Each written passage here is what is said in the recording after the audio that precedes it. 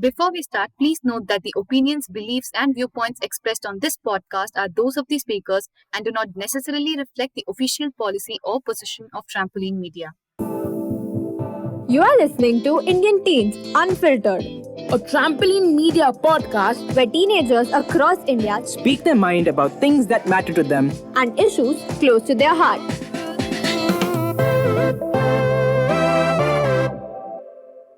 Hello there, I'm your host Neha Jain. Welcome to a brand new episode of Indian Teens Unfiltered. Some love it, some hate it, some call it a necessary evil, while some don't think it's necessary at all. For most of us in India, our school has been the main source of our education and a fundamental part of our education system, right? But how successful has it been? Is our education system doing a good job? In fact, what does education even mean in today's times? There's a lot to talk about with our teenage guests today.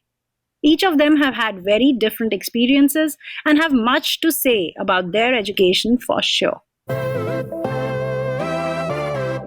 Hi everyone, my name is Vineet Detha. I am 17 years old and I am from Jodhpur, Rajasthan. Hi everyone, I am Shubhika Singh. I am 15 and I am from Pink City, Jaipur. Hi everyone, I am Shrishti Tripathi, a 17-year-old girl from Bhubaneswar, Odisha. Hello everybody, I'm Deepraj Patil. I'm from Dhude, Maharashtra and I'm 18 years old. So my first question to all of you, what does education mean to you? So yes, education for me is anything that gives us the power or the knowledge to solve even real life problems and to help and achieve our goals and ambitions. Education is basically understanding who you are and where you are. That is what education is. Education is not only what we read from books or what we have to write in examinations. Education is everything which we learn every day from our surroundings, which helps us to do anything we do in life. And what is the purpose of education according to you?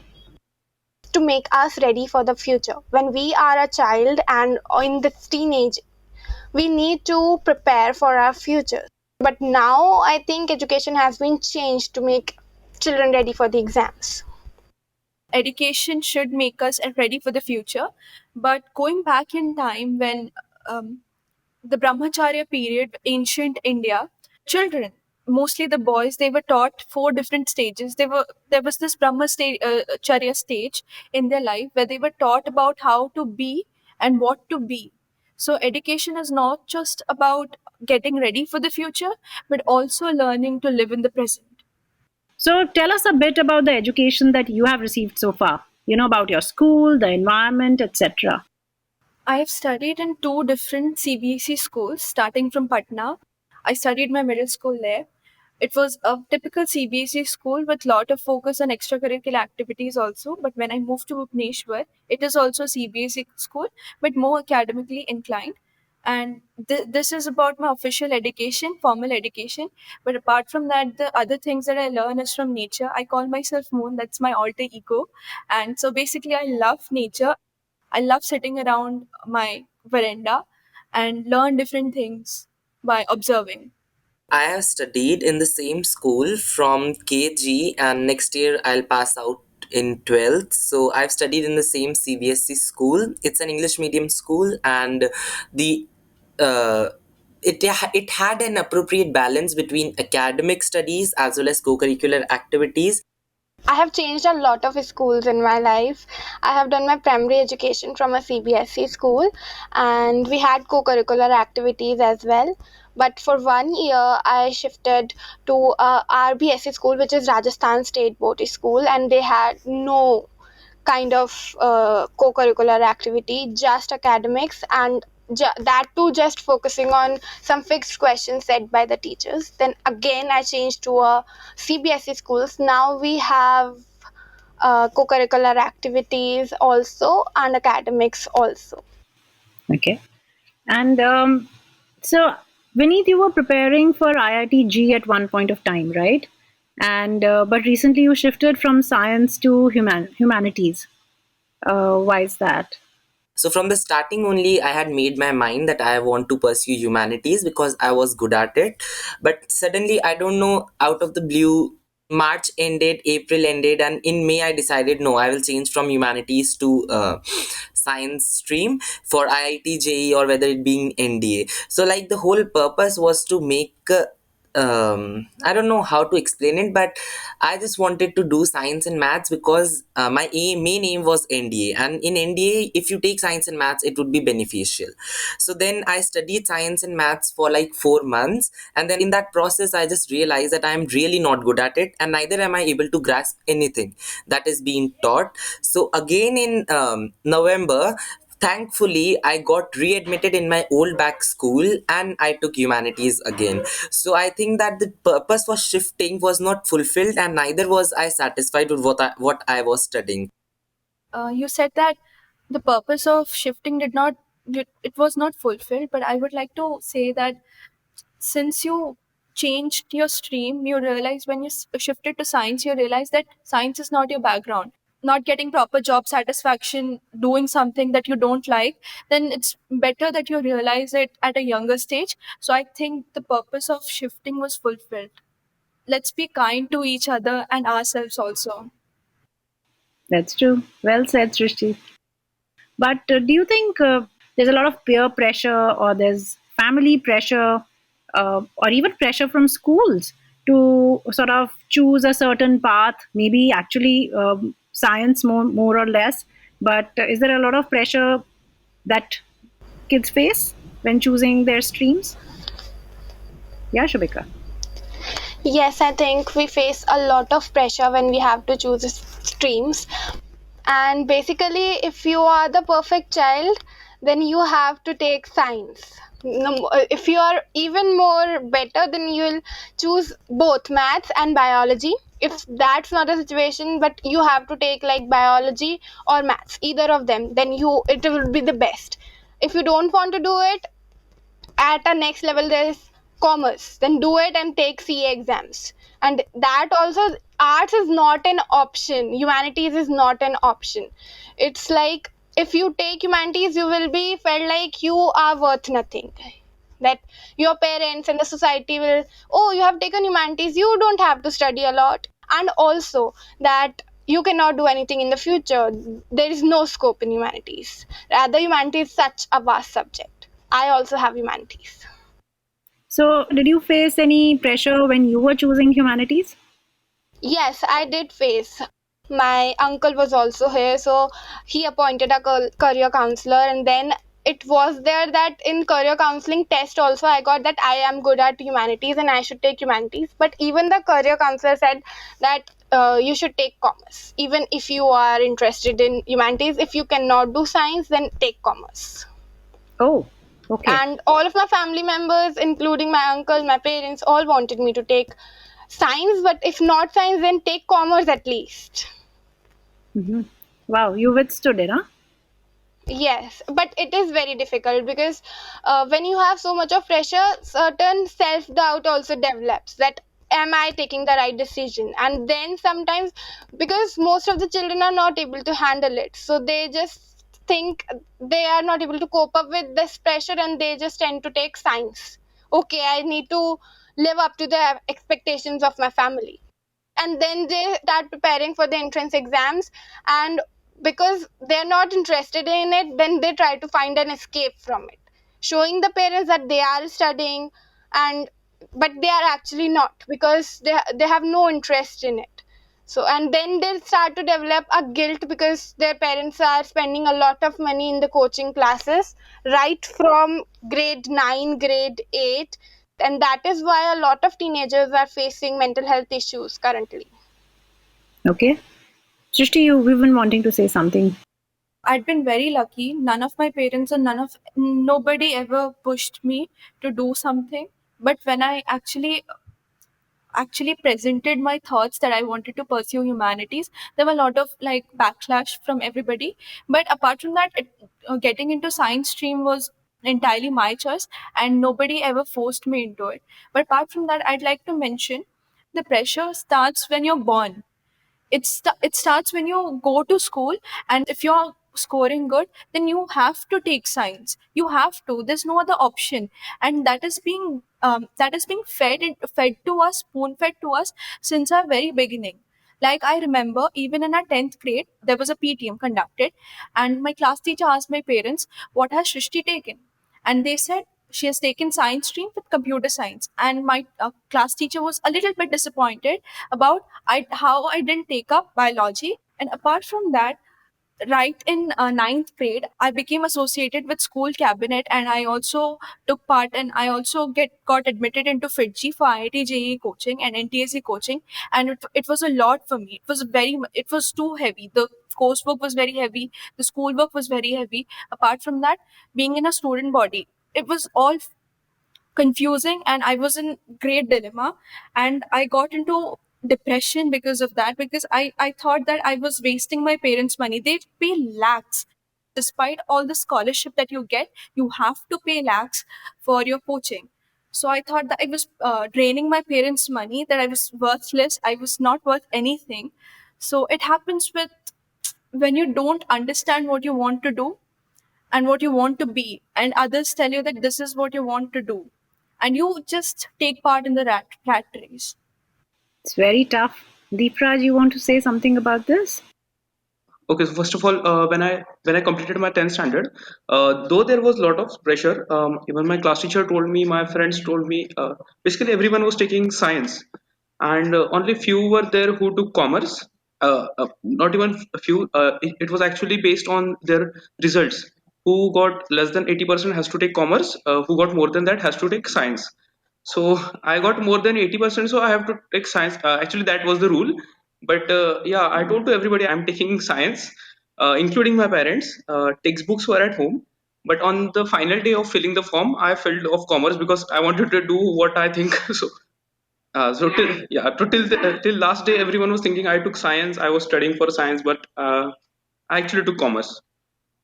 Good. Good to know that you took your own decision. And are you happy with it? Yeah, of course, I took commerce, and I'm pursuing CA, Okay. Chartered Yeah, Accountancy. Vineet, you wanted to say something. I just want to say that fortunately, neither of my parents nor my teachers didn't tell anything. But in spite of that, there is some pressure that goes in your mind only, like both rightly quoted by both Srishti and Shubhika, that from the childhood itself we are taught that what do you want to become. So there are only two options: doctor or engineer, and both of them can be pursued only by taking either science or maths. Srishti, I mean, you spoke about the pressure and that starts right from kindergarten, and I wanted to come back to that because you are also in the 90% group in your school, right? So, what is it like? So in 10th grade, I was enjoying. January 11th, 2021, our school reopened after 11 months, and we were enjoying. We were like having the time of our lives, and it was all good. But one Sunday at 3 p.m., we got a message that the classes have been divided into 10 groups, and group 1 is for students below 30%, or say poor students, the weakest students of our batch, and group 10 was for the best students. And although I was in group 10, yet it was the most devastating thing I'd ever seen in my life. And the next day when I went to school, I thought I was quite nervous because, see, there were 33 students in our class from 95% and above, and I was one amongst them. So I went to the school, and generally I sit in the second last bench in my normal class. So I went and sat in the second last bench. Then I thought, what would the toppers think? What would the teachers think? So I shifted my position and sat in the third last bench because I wanted to do that, but I wanted to maintain my position. So I saw that the students are just like me, except the teachers' reactions and their expectations towards us increases increases manifolds, not just by fraction, it increases manifolds. I remember I came to that group one particular day, and a teacher was sitting there. She asked us whether we were from a particular section. Then when she knew that we were, she got really excited, and she said that this is such a nice class. This has a very pious feeling, decent feeling. And I just remember thinking that this is not done. This is not how you treat students. I thought that because I had few of my friends in different, different groups, I felt like what it must be for them. It doesn't sound good to me. Like they made a group of all the 33 students, and uh, the name of the group was Achievers of Grade. So it felt really, we are the achievers right now. We'll achieve the marks, but in the future, you don't know who is going to achieve what, and then you'll regret. You'll regret calling yourself achievers when other students are earning more than you, are living a better life. So don't take pride in earning a better mark, but earning better grades. That's what happens. Generally, the students are chilled out, but the teacher's expectation comes in between, and the students become so arrogant and so flashy. And tell me about your friends. Did they feel demotivated because they were in a particular section or something like that? Absolutely, absolutely. I remember, like, none of us would go to school. Even if I was in group 10 and many of the students were, we would take breaks from school just because we would give the excuse that we want to study for boards. But it was not that. We didn't want to go to school because the surrounding was not good. We did not like that negative competition that the teachers were putting on us. And it's not just me. The students in, say, group 7, I had a friend in group 7, I had friends in group 6, group 5. They did not want to go to school. Absolutely, it actually takes a toll on the students. Nobody thinks about their mental health. I personally took my puffy face to the teacher I loved the most, and asked, "Ma'am, why are you doing this? What's the point?" Ma'am said, "This is what it is. That's how we create the toppers. That was the reason." So the job is to create toppers. The job is not to create good citizens of the country and the world, right? They think that toppers are the good citizens of the country. They are mistaken. Their job is to create toppers. Actually, what happens, in our school, 10th and 12th students, those who get like 95% or 90% above, there's a banner in front of our school. So it's a very competitive school. There's a banner in front of our school, and the school wants more number of students, the more prestige the school has. So Yeah. that's what it wants to create. Banner, That's longer banner. unfortunate. And do you feel any pressure because of that, Srishti? Because of the class that you are in and everything? I used to, when I used to enter the class, the students would intimidate me, but I knew that all of them were equally intimidated by each other. The teachers would intimidate me. I did not feel like I was good enough. That happens. Can you imagine, like, you have done all the things you can and you've scored 95% and above, still you're doubting yourself. What sort of environment is that? You're not getting confident. But also, if I'm looking at the positive side, I felt like it brought me more closer to the people in my group, because I genuinely thought that they could understand me. They were also going through the same problem, even though we did not speak out loud. So it brought me close to the students. It drove me away, far, far, far away from the teachers. The thing is that ultimate goal of our curriculum is to get marks, isn't it? So what is the goal of a teacher? The teacher will always do that thing which is the ultimate end. So if our ultimate end is our final examinations, then they have to put in pressure. So the thing is, I don't think that it's fault of the teacher or it's fault of the student. I think that it's fault of the curriculum, because teachers would do what is being taught or what is being asked at the end, right? We are taught various topics. For example, if we talk about clean India, green India, let's say, then we'll have to write an essay on it. When we'll write the essay, we'll go outside, we'll throw the wrapper, and then we'll get 100 marks because we wrote the essay correctly. That's what the current education system is all about. We have to write the essay not because we want clean India, green India. We have to do it and we have to learn the things because we have to get the marks, because it True. will come in examination. That's true. So, Deepraj, how important has your school been in your learning and your education? Actually, I mean, when I was in school till fifth standard, it was very annoying, and I was in a lot of pressure at that time. So I didn't pay much attention in school. Rather, I focused on learning through other sources like internet and that all. And trust me, I learn more than Means I took 10, it took 16 years to be in school, but still I learned more on internet. Wow, can you tell us more about it? What have you learned on the internet? I learned about electronics, I learned about space, I learned about coding, I learned about real estate, I learned about economics, I learned about accounting, I learned about computers, I learned about a lot of things. Wow, and how did you learn about all of these things? Did you do any courses? Tell us about that. Yeah, courses. Suppose I want to learn about real estate. That was a huge thing because I wanted to know about real estate because most of the millionaires are created by real estate. So I wanted to know about real estate. That time I searched what real estate actually is because I was just thinking that real estate is just owning a let's say a house or that thing. So when I searched about real estate, I came to know that it is a whole business of real estate, starting from construction to right way selling to it and then renting that property, whatever it is. So I came across a lot of people who are doing it. Then I got in touch with them. It increased my communication skills as well. Then there are a lot of platforms like Udemy and those or Skillshare who carry on these courses. So I did courses from them, and not mentioning the pirated courses as well because I do a lot of them as they are free of cost. So I do those, and the best thing I learned from it is socialization because I came across a lot of people who helped me a lot, and they are real life teachers, I would say, because they are doing that thing in real world because they are very updated.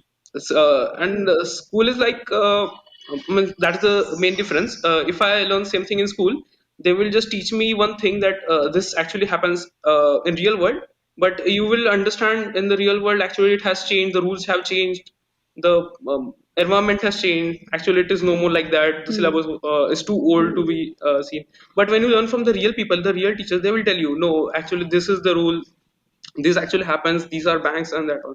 Yeah, I came to know a lot about banks as well in courses, the whole economic the macroeconomics thing.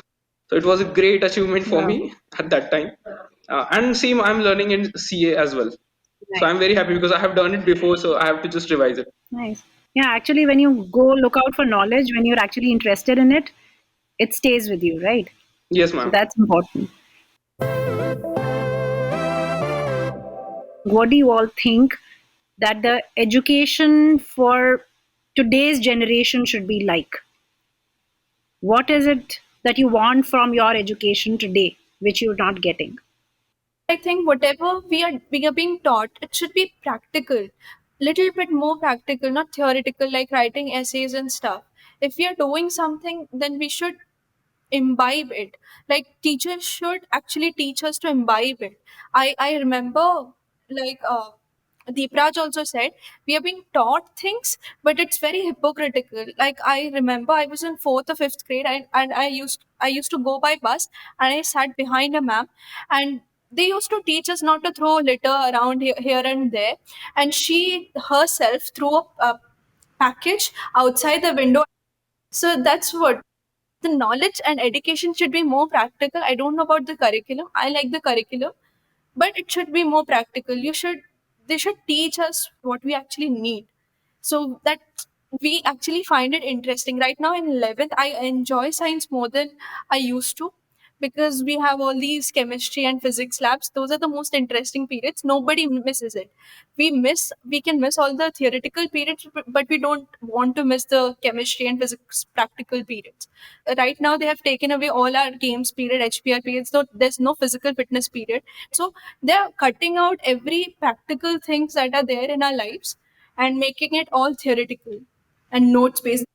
I just want to say that apart from curriculum, the moral education that we strictly need, and it is the need of the hour. We are seeing so many horrifying crimes around us, whether it being against women, whether it being again on the basis of caste, religion, creed. Like there are so many sections that are being discriminated, and the root cause of all discrimination, all intolerance, or anything is just not acceptable, not accepting anything, and that comes due to the lack of our moral education. Right, we are all taught equality, equality, and we have separate utensils for the people who clean. Right, so that is what the thing is. You need to teach people morally. It's not that you can just quote a write a chapter on freedom and then everyone will read it and pass in the examinations. No, that is not the thing. If you are being taught freedom, then try to give others freedom as well. right? And that is what we are seeing right now. We are seeing religious rights around the country, we are seeing caste rights around the country, we are seeing language barriers around the country. So I strictly believe that what I didn't get from formal education, others should get it, and the next generation, it is the need of the hour, because if it isn't, then it is going to cause so much harm in the country. For example, when you say that you don't have moral education, we are all taught feminism, about feminism and all that stuff, and when you see a boy cry, you are just saying that don't cry like a girl, right? And I think that that is what the education hasn't taught us, and that is the need of the hour, because we'll study books and we'll master everything, but if we don't have morals and we lack those basic levels of values inside ourselves, I don't think that we can go anywhere in life. Absolutely. That's a good point. Yeah, Deepraj. Actually, I remembered a cool incident. I was in seventh standard that time. Our school had debate competition, and the topic was who is superior, boys or girls. Hmm. So yeah, Imagine. that was the Those topic. are the Yeah, kind of debate topics for debating that you're having in yeah. schools. Very sad to hear I that. was like, what Yeah. can we debate on this? Yeah. Yeah, talking about future education, I think the person who can learn thing, unlearn it and relearn it again for future, he's the most educated person in this whole world. True. Shubhika, what do you feel? I think there is a lot to add in our education system, because as we already discussed that education is not just like reading the subjects that has been decided for everybody. Our education system, I think, is very old, because it was focusing on retaining the information, on recalling that what recalling everything. But now we have technology for it, we have computers, so we do not need to teach how to retain the information, but the information that you have, we have a lot of information out in Google, but how to implement and how to use that information. And also I need that there are various other topics in our country, like we are not teaching about sex education, we are not teaching about menstrual hygiene, we are not teaching about relationships, not just like relationships with everybody, like your parents, like your friends, love relationships, how to behave online, how to deal with bullying, how to deal with cyberbullying, everything. This is, I think, a very important part right now. Like I am in it's my school, and social media being a very important platform in today's world, and all of us are using social media, which is also a good thing, because right now if you completely detach yourself from this digital world, you'll somewhere lack in knowledge, skill, confidence. So but because the generation of our teachers and parents, with no fault of their own, they are not very accepting towards like using social media. In my school, I daily receive like a WhatsApp message, because we are online, so I receive some kinds of information like do not use Instagram, it is bad for your health and everything like that. I think that would not stop any of us from using Instagram, rather, because it's the demand of the time. A lot of businesses are running on Instagram, a lot of startups, a lot of content creators are earning on Instagram. And after all, no platform is bad. So rather than stopping us from using it, we should focus on how to behave properly online. So there is a fault in the education system. Like if we are doing something, we need some kinds of internships right from this age, because we have so much potential to do something beyond academics. Like we are using, we can, you know, make teenagers do a lot of other jobs to make them volunteers. The government can make teenagers volunteers, give them some internships, give them some certificates. Right now, for the promotion of schools, the schools are using the numbers of marks, the percentage and the numbers of students who got selected in some kind of entrance exams. The day the schools will use that this many internships our students have done, this many places our students have volunteered, and that would be the day when we'll say that now the practical education system has been implemented. There is no fault of teachers, because they actually are not so much exposed to technology. We are better than them in technology, because of that somewhere they are not able to teach us a lot of things. The teachers are of the generation of our parents. They do not know a lot of concepts. They do not know about the concept of, comprehensive sexualities. They have a kind of taboo in their mind, which we people do not have because we have been exposed to social media and all these concepts. So I think we need younger teachers. It's not like a school is bad, a school cannot understand. We just need teachers who are young and more understanding and more aware. I think before I move to the others, I think I'd like to comment on what you just said. Some very valid points you made there, Shubhika. But on the concept of like younger teachers, I would also like to add that here is where teacher training becomes very important. The older teachers bring a lot of experience, which is also very precious, and very important. So let's not forget that. But I also feel that, yeah, maybe there should also be a lot of focus on teacher training. Also, the fact that then younger people don't want to take up teaching jobs is one another thing. So that's something for another podcast maybe. But on what Vineet also said about moral education, so we have a different moral education book based on Dayanand Saraswati's complete life, and it's a good book. But since we had to give exams on that moral education thingy, so we could not take it more seriously. So if you want to impart moral education, if you want to actually teach the students this is right and this is wrong, then stop putting it in the curriculum. Stop just examining students on basis of those things. We stopped taking it seriously because we thought that this is a easy paper, we do not have to prepare much for it, so we never read the book. So rather than that, do counseling sessions where you actually talk to students, understand the emotions. And moral education actually is necessary not just until 8th grade, not just until middle school. It's very necessary for high school students. That's where actual hate crimes start. That's where hate crimes begin. Last night I saw one show. Basically, I would just not say name of it because we haven't been paid for advertising them. So in that show, they were okay. So it was just like Shark Tank. So they used to give investments to new startups. It was about AI startup which would replace all the what you say customer care services is towards bot. Actually, a computer will talk instead of the people. So the kids were just 19 years old. They were three students. They're so young.